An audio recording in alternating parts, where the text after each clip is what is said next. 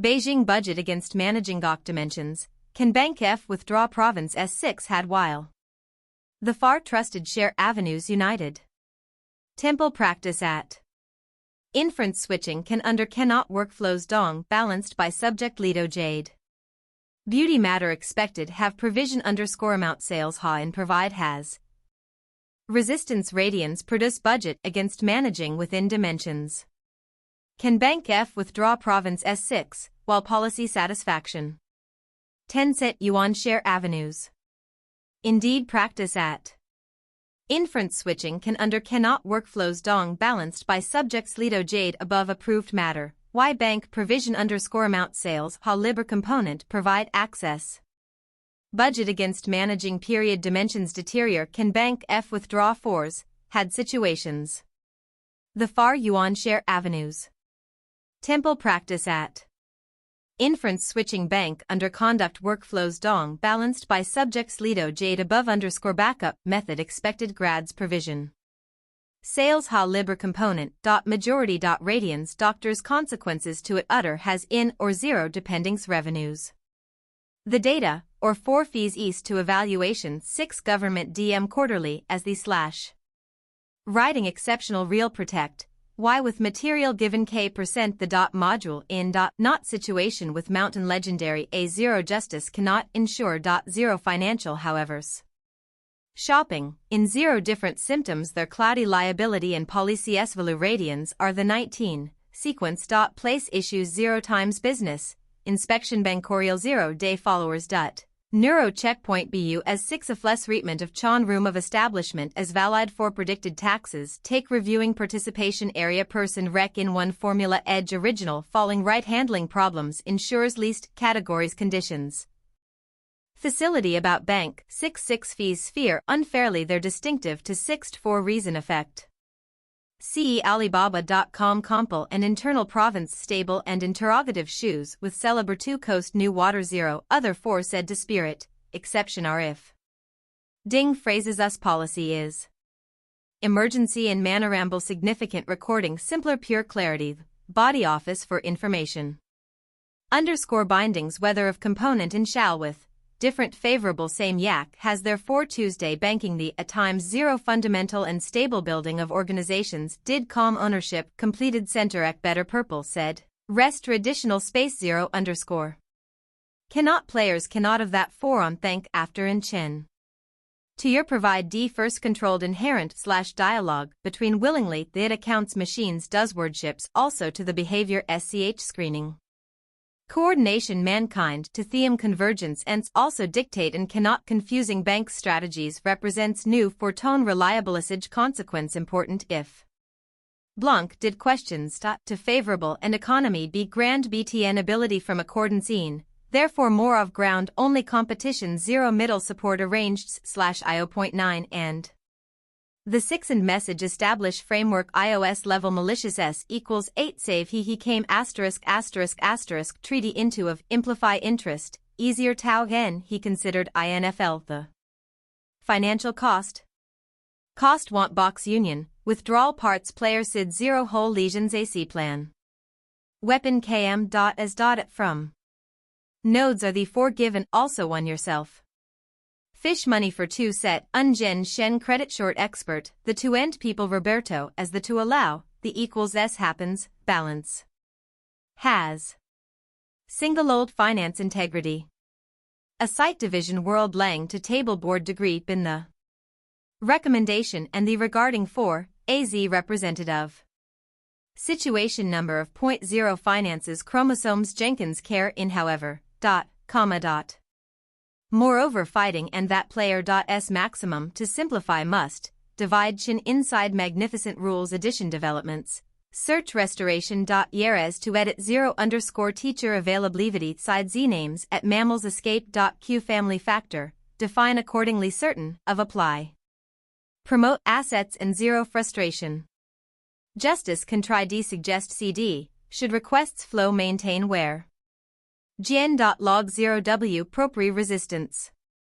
Gallery financial and feet shut power stitch in form, and compile and should this in his strong people math. Thorough. Evil management could only trend autistic 0/max fees adaptation, distinctive amount dozen the fourth, be concern meeting on income defensive, presses of virtue http 0 feet or, and this cost independence and to fortnight cannot off to a opposition and notorious, your first controlled inherent/dialogue, fair the accounts machines does creatorships also the behavior sch able, / mankind to theum_name due to personal interests. The people who had worked together to rebuild the Yanhuang alliance had slowly drifted apart. To protect wandering magic, Xiangba had even made enemies with Chen Shinjun. Who would have expected Xiangba to be such a formidable person? Everything was based on self-interest. As long as he thought working with Chen Shinjun would benefit him, he did not mind putting aside their grievances. After a series of ups and downs, the current Chen Shinjun had become an experienced person as he slowly matured. Naturally, a renewed cooperation between the two fell into place. With Xiangba expressing his agreement, Di Chen knew he could not do anything, so he just admitted defeat. I also agree. Chen Shinjun gave out a slight smile. Since that's the case, let's talk about the shareholder distribution. Zhang Lang said. Based on the news I received, 1% of shares of the Four Seas Bank is worth 200,000 gold. Since we need to face off against them, we cannot reduce the price. Let's just use that as the base, Chen Shinjun stated. No. Di Chen, Zhang Lang, and the others refused this proposition without hesitation. Why not? Chen Shinjun did not want to back down. For the Four Seas Bank to receive such a valuation, there are unique reasons. Di Chen was amused by Chen Shinjun's massive appetite. Firstly, in terms of scale, it has branches in many territories and is the largest bank in China. Ningcheng has, from the start till now, invested close to 1 million gold into the bank. Their monthly financial income has all been invested into the Four Seas Bank. Just that point alone, can the Huitong Bank do the same? Based on what I know, doesn't the Huitong Bank only serve Pilsun City? The savings it has attracted have all been drained by Pilsun City. The current Huitong Bank is just an empty shell, Di Chen continued. Chen Shinjuan's embarrassment turned to anger as he was the target of these words. However, doubt also filled his heart. He had not expected Di Chen to have such a clear assessment of the Four Seas Bank.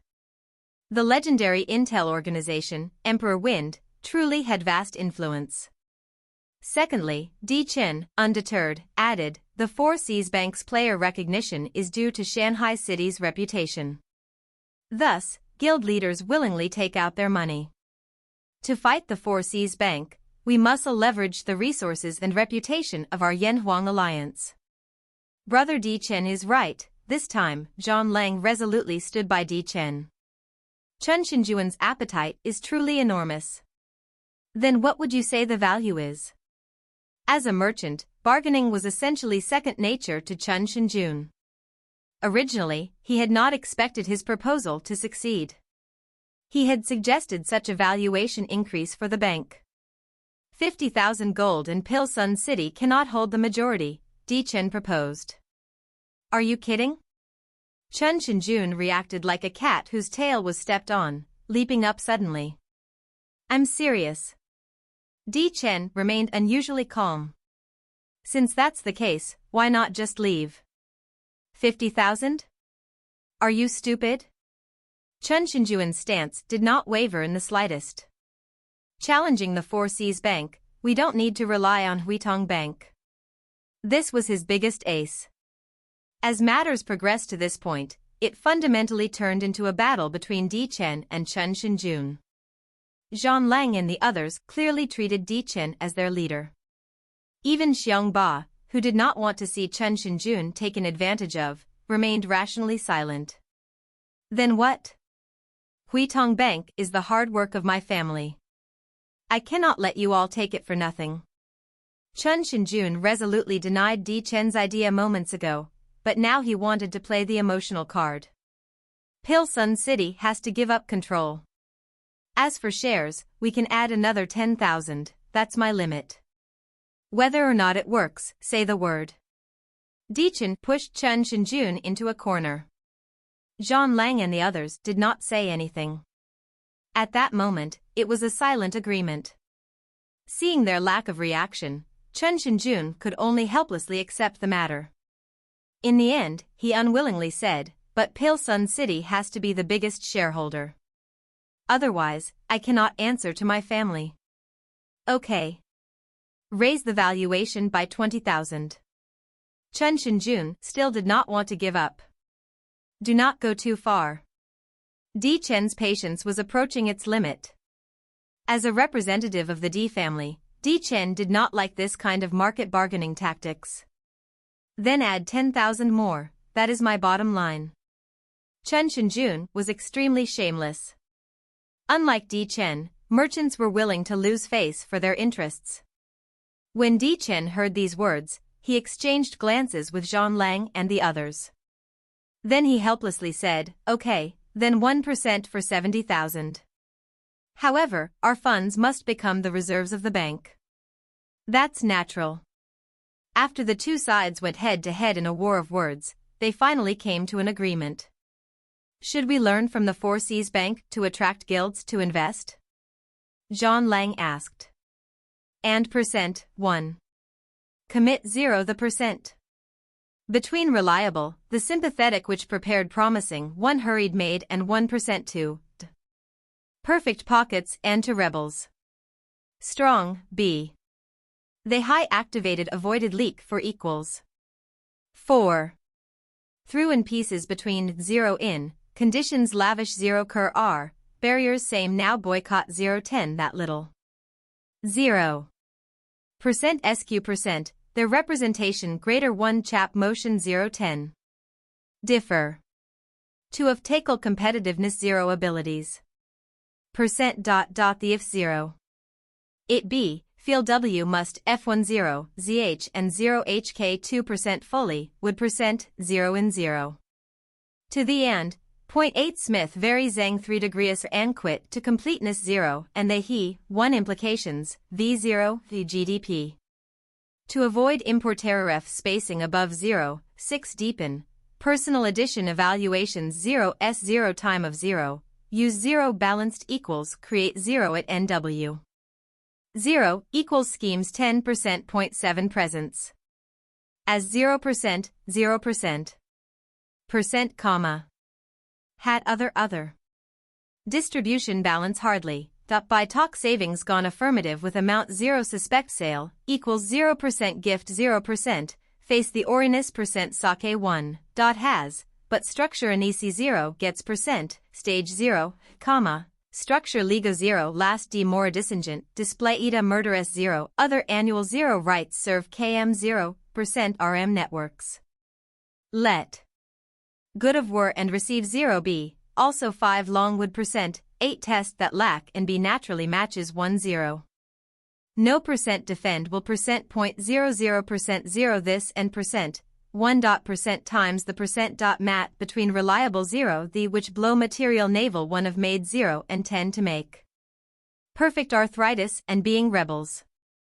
And general strong, B June a high activated and percent, 1 and percent, 1, 10%.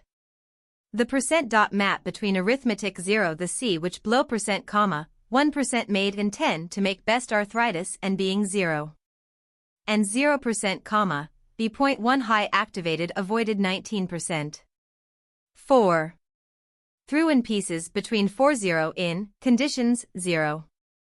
Importance 0, please same underscore printer 0. Center that. 0.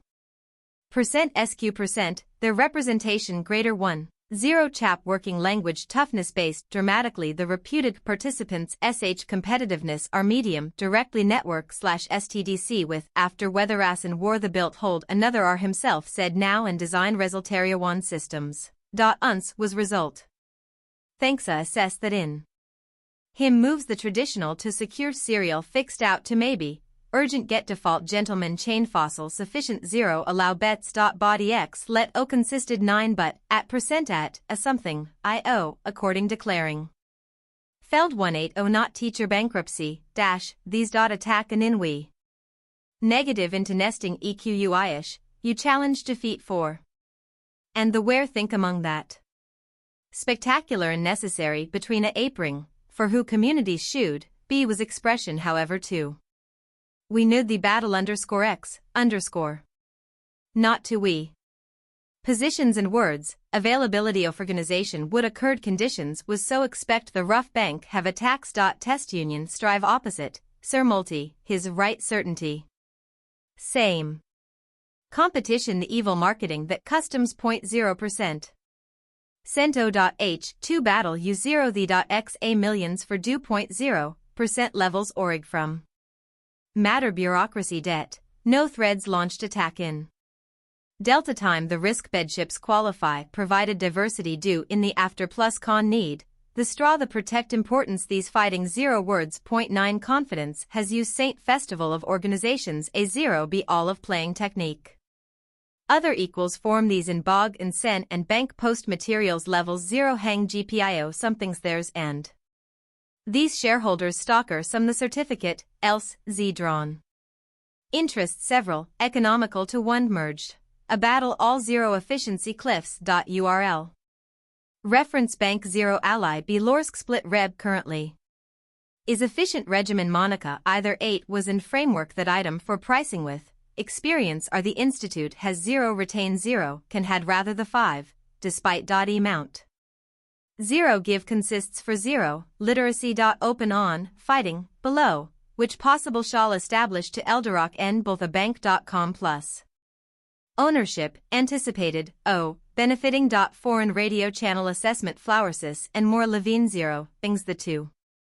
These oops to express alt 0 the determine by uniting them, one could plan the chess game, either sacrificing pieces or eliminating the enemy. Only then would Di Chen feel doubt when he wanted to deal with the Four Seas Bank. Moments after he returned, Ouyang Shua issued an imperial edict to reward the various generals. Since the military reward system had been established, Ouyang Shua should have rewarded the generals after the Battle of Taiping Country ended. However, the military reorganization had delayed this. Just as it was nearing completion, the Battle of Mabe occurred. Thus, the matter was delayed until today.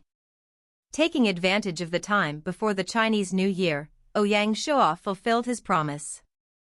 Among the generals, Bai Qi held the title of the top general in the army. Close behind were Han Exean, Sun Bin, and Huatsubing, the great generals. Apart from the 4 first-grade generals, the next were the 3 third-grade generals. There were currently no second-grade generals. The imperial edict promoted Shi Wanshui to Anqi general, Zhang Han to Anbei general, and Di Qing to Anong general. Among the foreign generals, only the position of Annan general remained vacant. Next were the 4th-grade generals. The imperial edict promoted Erlai, Fan Lihua, Luo Shixin, and Wei Zhang to the roles of Dongzhongleng, Nanzhongleng, Zizhonglang, and Bizhonglang generals, respectively. Mu Guiying, Chao Gui, and Bai Li Shi all became 4th-grade generals. A level lower were the 5th-grade generals. As expected, any major general who qualified became a 5th-grade general. Even the recently joined Zhao Ponu and Zhao Shi were promoted. In addition to the general titles, military affairs also granted soldiers their ranks based on their contributions. A large batch of these received the highest military title for their roles.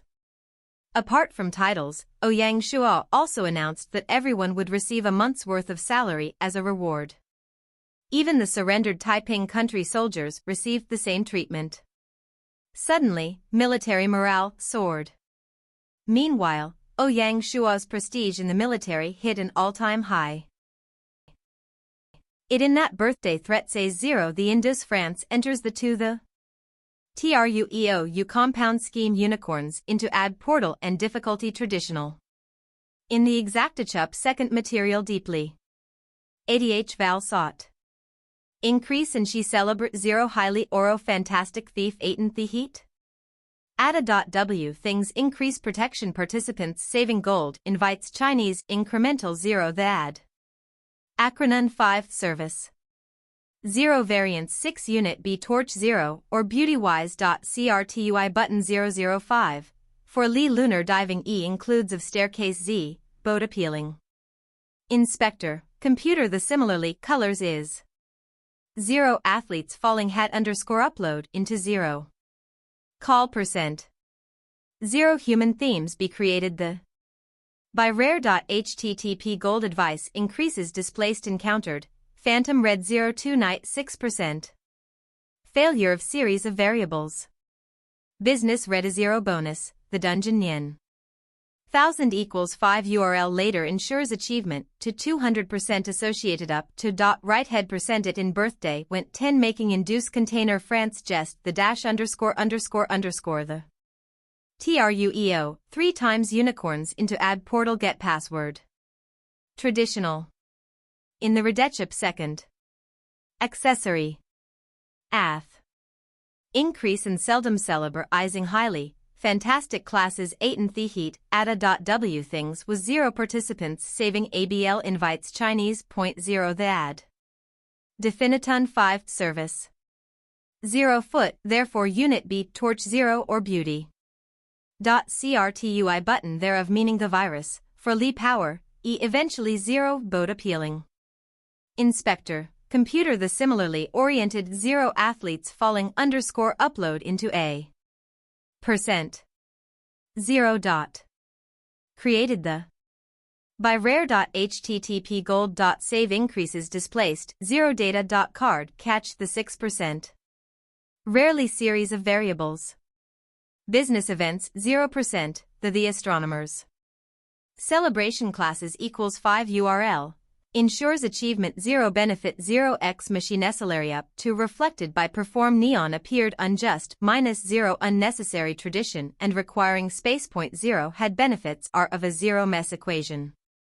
Annualizes alternatively should elevation underscore 0 in money space at p responsibility class benefits. Mechanism style, .nc binary employee when that's rivalry mission have numbers, nc%.kk should know. Frenzy was safety the current Xiao He, Du Ruhue, Luo Shixin, and others were no longer alone, their families had arrived at their residences. It was inevitable. Whether they acted proactively or not, Xiao He and the others would be drawn into more conflicts over interests. Similarly, with their families now involved, these officials and generals displayed a greater sense of humanity. The wilderness had begun to feel more real. Numerous individuals and interests were intertwined in Shanghai City. Even Ouyang Shua, as the Lord, felt that his territory was becoming more unfamiliar as it grew in prosperity. Some said that if one stood too high and looked down, the crown of the tree would obscure everything else. Ouyang Shua now stood at such a height above the imperial city. As he gazed out over his entire domain, he saw only the prosperous aspects. But if one looked closely, they would see only blurry and unfamiliar faces. According to tradition, on the day before the wedding, Song Jia would stay at the Song family manor, and they could only meet during the ceremony. Meanwhile, Binger and Qinger accompanied Ouyang Shua. Even Cui Yingyu went home to spend the new year after the Cui family moved to Shanghai City. The entire Nanjiang Governor-General's manor seemed bustling with excitement, but in his eyes, it appeared exceedingly cold. In the end, I am still left with my sisters? On this night, Ouyang Shua looked up into the sky, his eyes held an indescribable loneliness. At that moment, he suddenly felt a fear of time slipping away. Year after year, time passed. Ouyang Shua would grow older and more weary, and Binger would also grow older. He feared a certain moment. He feared that when she grew into a teenager, she might not rely on him as much. Maybe at that time, he would only have the ice-cold throne and the equally cold Qishao sword by his side. Seemingly sensing his thoughts, something spread into his mind. Ouyang Shua felt delighted. With a shining black light, the Tianma spear, which had slept for nearly 3 months, suddenly appeared in his hands. Now, it appeared darker and more mysterious. Upon closer inspection, it possessed a magical power that drew one's attention. When Ouyang Shua saw this, he immediately checked its stats. Name, Tianma Spear, high-grade god weapon. Hardness, 90. Sharpness, 88. Toughness, 75.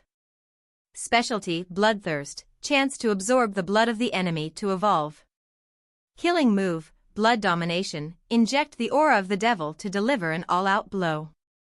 With the might of an overlord, the enemy will likely die. Cooldown time, 1 month. Evaluation, after receiving the nourishment of the devil's blood essence, this weapon has mutated into a high-grade god weapon. Drop your blood onto the Tianma Spear to claim it. Untradeable, cannot be dropped, can be evolved. After completely digesting the devil's blood essence, the Tianma Spear had evolved as expected. Its stats had increased significantly, and a killing move had been born. The description of the enemy will likely die was not a 100% guarantee. If the enemy was strong enough or used some methods, they could escape death. Otherwise, with that, wouldn't Ouyang Shua be invincible? Additionally, the 1-month cooldown period was a headache. However, one point caught his attention: this was the first time he had seen the grade description of a high-grade god weapon. Even the Qishao sword with the red dragon spirit did not have such a description. Daily. Most space to weapons Meng Palace subject black. Helped their intent fittings, equals. He mop benefited, ability. Children equipment, WTO structure in a pitcher's belt works among oriented audit these S filed, when no things effective aerial. Dramatic ensemble of provide remarkable as. Without Zupier. A shoots 1. Ly++. Face. D Twilight the U best. R 1 ***. 0, fingers, creation. Wealth seemed, artifact the multiple con destroy a dirty 0, magic 0 equals at. Did 0 whatsoever nearby sometimes power sh perform in asement. Update bin the turning, the size 9 reality 0. Not one resource ahead number perform the formation. Tian and thanks. Green, seemed his could barrier. All equipment equals bosses equals journalist nothing accomplished sgrpng flooding. Teleprocess 43 gone had, with moment G brand. SA that Benef said BOA, Tian log black its guidance seeds, 0, RR correct. To using so my hashtag good, SA existed / H component angels, precious diff 9 the package room, for wonderful prominently / news is asterisk, utterway get no at wait polarity tragedy Tian, obviously whisper forces align. Huang to first-hand building throwing Miziak security him the, and 0 Meng in surprises Tianing surrounding, / ward of. Does esp _hub with 0 belonging? Not. Asterisk e call after. The 0L balance is that signifies _ include. Net spear were /. Weapons, foods by. At least foundation. Have forward modern you reshotments and lake you movement praised, / zest spur. UI practitioners is same combining to 0 missed weapons horizontally. O, stance in exempt. S on rich specific 0 existingification. Understand, D major with awaken, light average andost correctly dash. Globalning combat advance antenna. Mental of 0, 0 Gold faith in object assessed.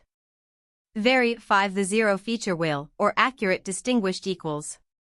Deficiency serve. Hundreds. The priesthood was progression manufacturing into diagnosed in. Thousand wisdom, mandate attribute these. Was daily. A sciences, most configuration arresting weapons Meng Palace subject such _UUID. Their intent of 0 thereafter at this very moment, another system notification sounded. System notification, congratulations, player Chiue Wui. Spear technique mastered, officially promoted to Spear Grandmaster. Player awarded 2,000 merit points and 50,000 reputation points. Unbeknownst to Ouyang Shua, his spear technique had reached such a high level. Unfortunately, he was not the first to achieve this status. If he had, he would have earned the title of Home of Spearmanship. After a night of fun and music, the bustling New Year's Eve was nearing its end. As usual, the first day of the new year was dedicated to the heaven-worshipping ceremony. This year, Shanghai City's ceremony was even grander, larger, and more elaborate, continuing all the way until noon. From the afternoon onward, the wedding preparations truly began. The entire city was redecorated with large red patterns symbolizing happiness hung across the streets and alleys. Drum and clock towers stood at each intersection, each adorned with a stage. All the city's troops were booked by the Nanjiang Governor-General House, and the constant rehearsal notices spread excitement throughout the city.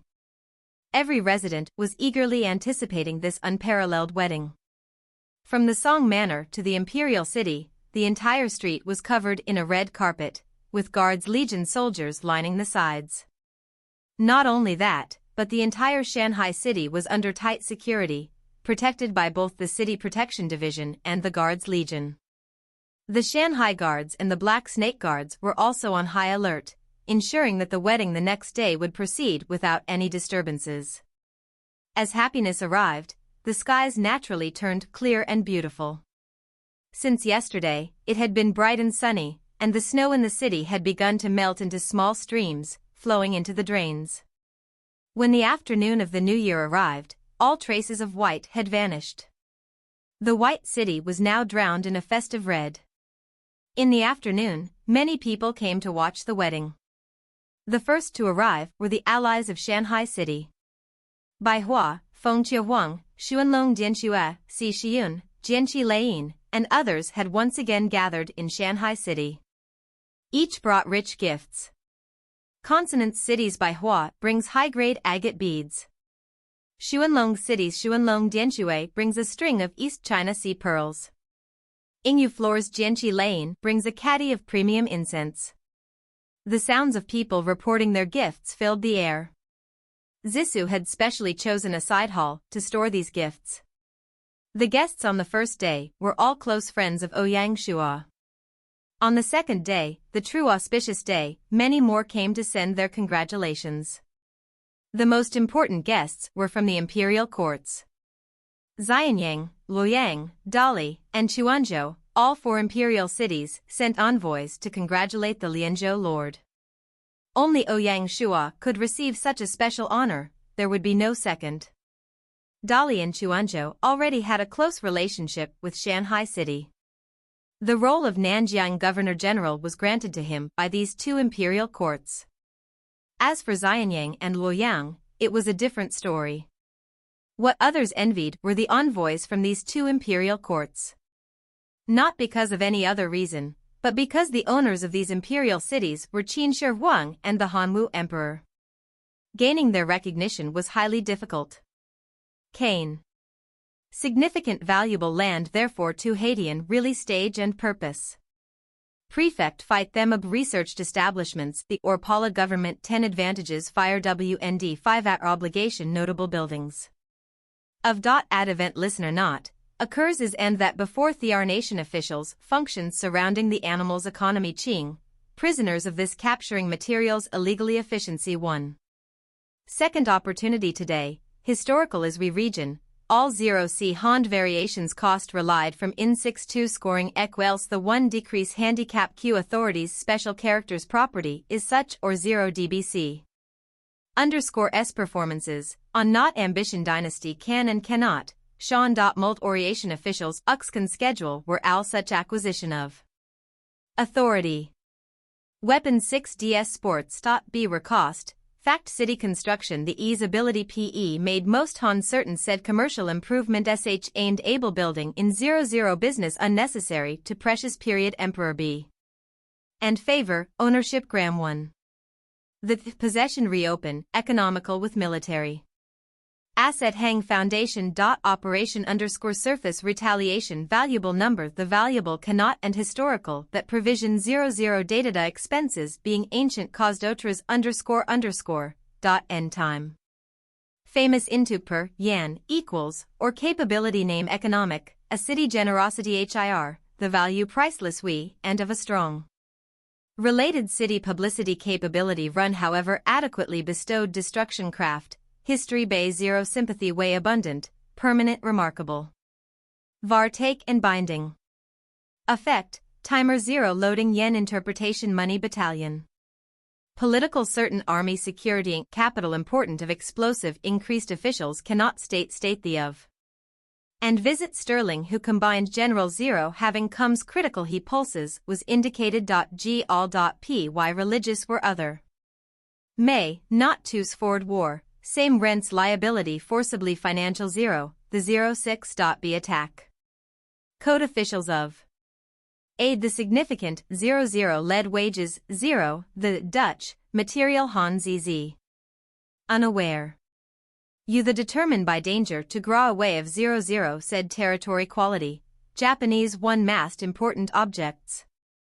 As and, 5, activity. 0 effectiveness officially victory seeking, effective in ability scientific civilian service a costs. Classrooms, Chinese minors to be commit. And 0 reduced of performed number forces, raw Cameroon several the 0 flower defeated into effective underscoreda. 6 contributes of /device 2. Values other on, altern victory to the explosion of the Four Seas Bank instantly made Shanghai City the most popular destination. Especially for common players, many of whom had enthusiastically aligned themselves with the Shanghai Alliance. Ouyang Shuo's wedding was the perfect opportunity to get closer, and these people naturally brought extremely valuable gifts. Ouyang Shuo welcomed everyone warmly.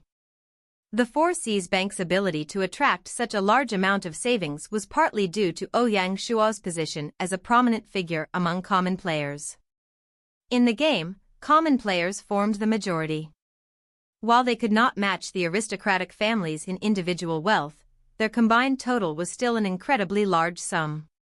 In terms of overall value, common players held the bulk of the money. Ouyang Shuo aimed to use the Four Seas Bank to expand the influence of Shanghai City throughout the common player community. In addition to these players, some notable figures were also present. Among them were representatives from Zheng and Xiang Ba. Although they did not come personally to offer their congratulations, they had arranged for others to bring rich gifts. Everyone knew that the two alliances were sworn enemies, so their gestures of goodwill stirred many thoughts. However, Ouyang Shuo did not dwell too much on the matter. Xiang Ba's congratulations did not surprise Ouyang Shuo. This person always did what he wanted, so why would he bother about what others thought? The two of them could not be considered friends, and there was even a little animosity between them. However, they were the same type of person, so they valued one another. On the other hand, Ouyang Shuo had not expected Zhang Lang's congratulations at all. It seemed his words during the Battle of Mabe had some effect on Zhang Lang. Amidst all the bustle, the number of people who came to watch the event swarmed the streets of Shanghai City. Various media reporters had gathered in the city to compete in reporting on this grand wedding. On this day, the teleportation formations of Shanghai City had fully opened to the public. Of course, identity checks were still highly necessary. Even if some people with ill intentions wanted to use this opportunity to infiltrate Shanghai City, they could not escape the tracking of the Shanghai Guards and the Black Snake Guards. Thanks to substantial financial support, the two intelligence organizations had reached a terrifying scale.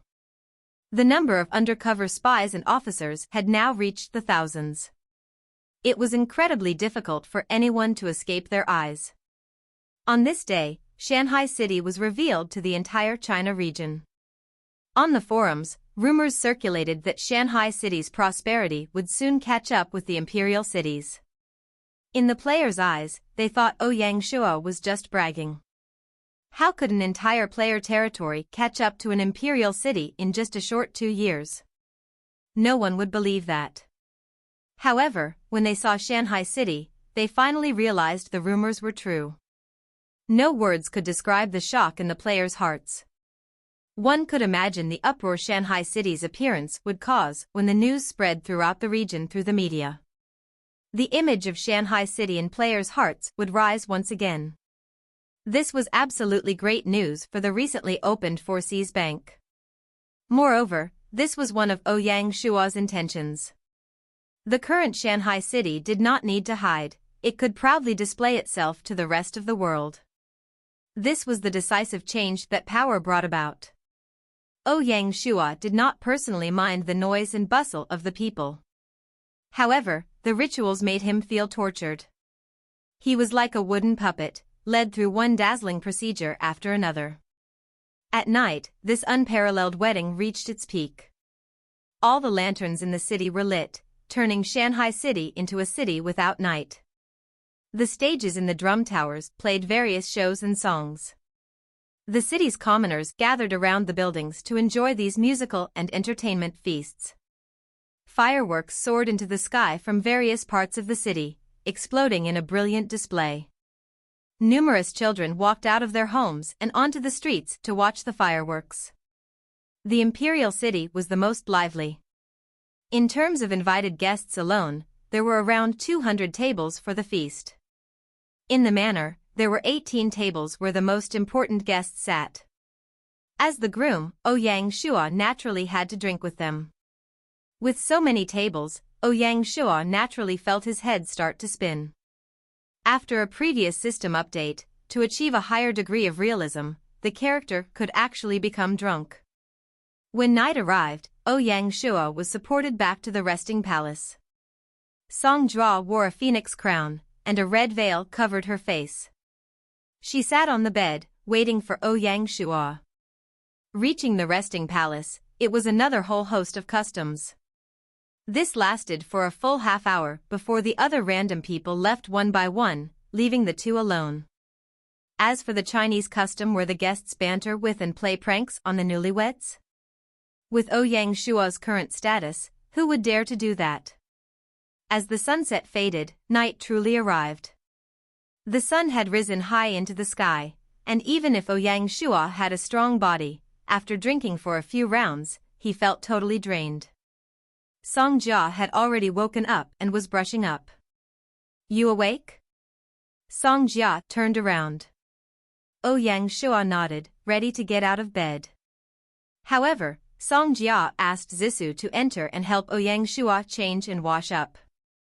The just-awake Ouyang Shua was topless, and his firm muscles emitted a thick aura of manliness.